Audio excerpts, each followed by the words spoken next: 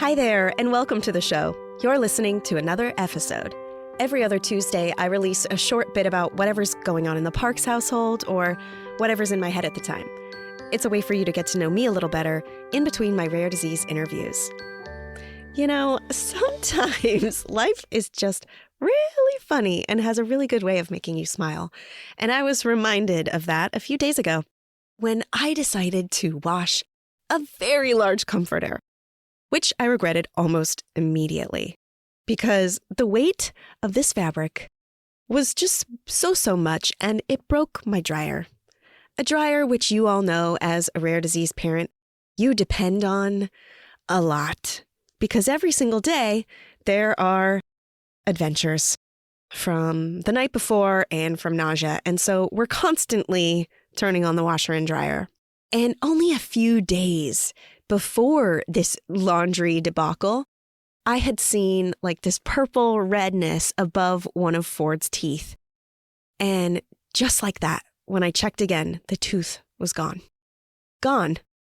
Without any dramatic announcement, without any little hand bringing it to me, with a mixture of pride and wonder.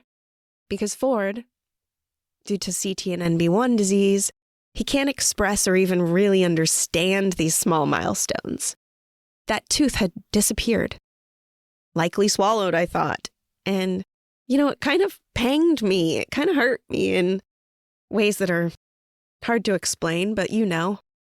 And there are some traditions that every parent looks forward to, every kid looks forward to. And one of those is that silly Toothfairy tradition.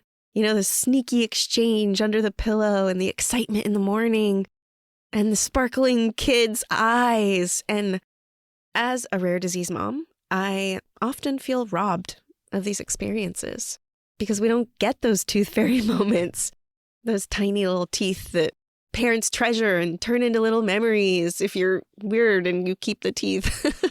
And what's even more heartbreaking to me, at least in that moment, was just thinking about CT and NB1 and the fact that Ford's x-rays of his teeth shows that he doesn't have most of his adult teeth. So each little tooth that he loses, it feels monumental and it feels final. And I wonder, is that what his smile looks like now? But as fate would have it, the universe had a different plan because my amazing mother-in-law, Saint Mariana, she came over to the rescue. She took some of my wet clothes and she took them to her place to dry them. And last night, that same night, she came back and her eyes were twinkling and she was basically flitting around like a fairy herself. She told me that as she was folding my laundry, yes, she also folded it, that she heard a clink. And she decided to look around, and there it was. His little tooth! Life is very challenging for families like ours, and I swear it's moments like these tiny little miracles amidst the constant chaos that just makes us smile, gives us hope, makes us believe in magic. And, you know, maybe there wasn't a conventional tooth fairy coming to put a magical trinket or something under Ford's pillow, but the universe sent me a fairy in the form of my mother-in-law and has been since 2013. So tonight, at 7 years old, Ford, if I remember, might get his first tooth fairy experience. We'll place his tooth in a little baggie under his pillow, and maybe, just maybe, the morning will bring him a new favorite stuffy. Or maybe a new garage door opener because that one's also getting old. It's not the conventional path, but it's always a good reminder that it's our path. And it's filled with magic. So in this roller coaster journey, it's these small little detours that bring a lot of joy.